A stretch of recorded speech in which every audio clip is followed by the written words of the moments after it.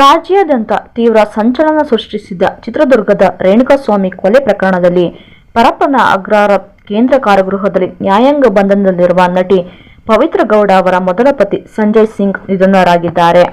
ಸುಮಾರು 7-8 ತಿಂಗಳ ಹಿಂದೆಯೇ ಅವರು ಮೃತಪಟ್ಟಿದ್ದರು. ಈ ವಿಚಾರ ತಡವಾಗಿ ಬೆಳಕಿಗೆ ಬಂದಿದೆ.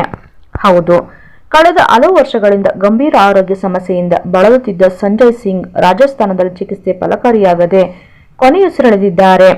ಪವಿತ್ರ ಅವರೊಂದಿಗಿನ ವಿಚ್ಛೇದನದ ಬಳಿಕ ತೀವ್ರ ಮಾನಸಿಕ ಖಿನ್ನತೆಗೆ ಒಳಗಾಗಿದ್ದ ಅವರು ಮದ್ಯ ವ್ಯಸನಕ್ಕೆ ತುತ್ತಾಗಿದ್ದರು. ಇದೇ ಅವರ ಅಕಾಲಿಕ ಸಾವಿಗೆ ಕಾರಣವಾಗಿದೆ ಎಂದು ಹೇಳಲಾಗುತ್ತಿದೆ.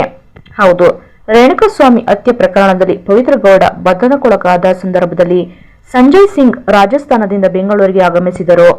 ಈ ವೇಳೆ ಮಾಧ್ಯಮಗಳೊಂದಿಗೆ ಮಾತನಾಡಿದ ಅವರು ಪವಿತ್ರ ಗೌಡ ಜೊತೆಗಿನ ಇಂದಿನ ದಿನಗಳ ಹಾಗೂ ತಮ್ಮ ಸಂಬಂಧ ಕುರಿತು ವಿವರಗಳನ್ನು ಹಂಚಿಕೊಂಡಿದ್ದರು. ಆ ಸಂದರ್ಶನ ನೀಡಿದ ತಮ್ಮ ಊರಿಗೆ ಮರಳಿದ ಕೆಲವೇ ತಿಂಗಳುಗಳಲ್ಲಿ ಅವರು ಮೃತಪಟ್ಟಿದ್ದಾರೆ ಎಂಬ ಮಾಹಿತಿ ಈಗ ತಿಳಿದುಬಂದಿದೆ.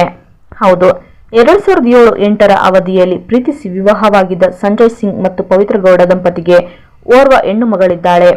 ಆದರೆ ಹೊಂದಾಣಿಕೆಯ ಕೊರತೆಯಿಂದಾಗಿ ಈ ಜೋಡಿ 2011ರಲ್ಲೇ ಕಾನೂನಾತ್ಮಕವಾಗಿ ವಿಚ್ಛೇದನ ಪಡೆದು ಬೇರೆಯಾಗಿತ್ತು.